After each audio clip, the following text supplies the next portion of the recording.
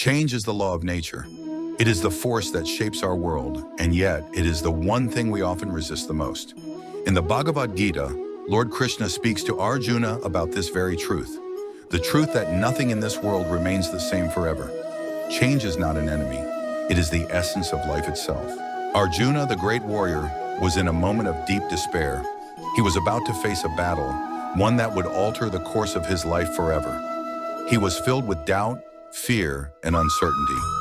In that moment, Krishna spoke to him, not with anger or frustration, but with wisdom and love. He said, "You have the right to perform your prescribed duties, but you are not entitled to the fruits of your actions."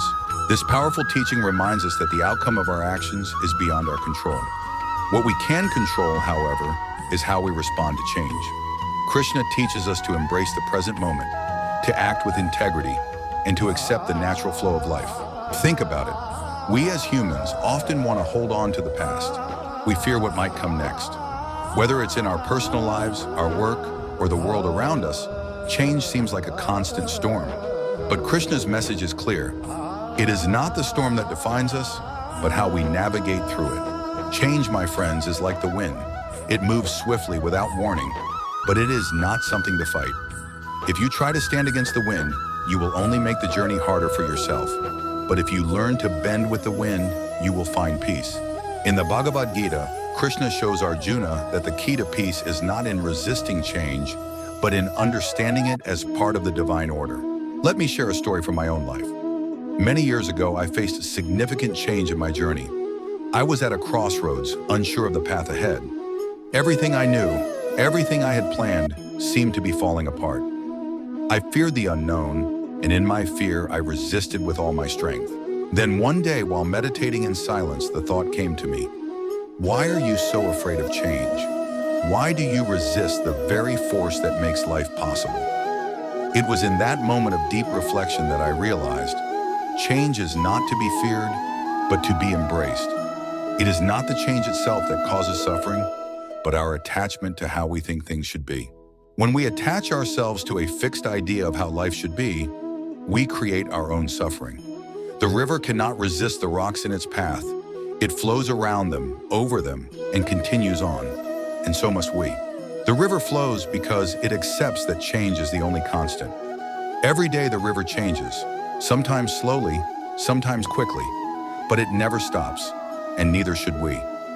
Life will present us with challenges, with losses, with growth, and in all of it we must remember change is the law of nature. Lord Krishna teaches us that our true essence, the soul, is unaffected by the fluctuations of the material world. The body changes, the mind changes, but the soul remains the same. By understanding this, we free ourselves from fear.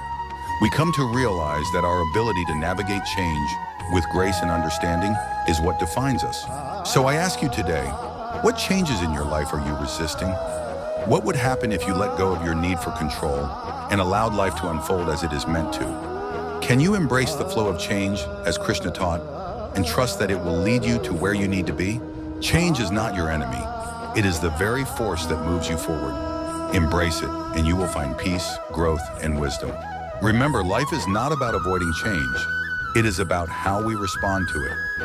Take a moment each day to reflect on the changes happening in your life. Are you fighting them, or are you learning to flow with them? Let go of the need to control and trust in the natural course of life. Change will always be with us, and in accepting it, we find our true freedom. If this message resonated with you, I invite you to reflect on it deeply. If you found wisdom in these words, share them with others who may benefit. And if you feel ready to embark on more journeys of mindfulness, subscribe to this channel so we can walk this path of self-reflection and growth together. May peace be with you.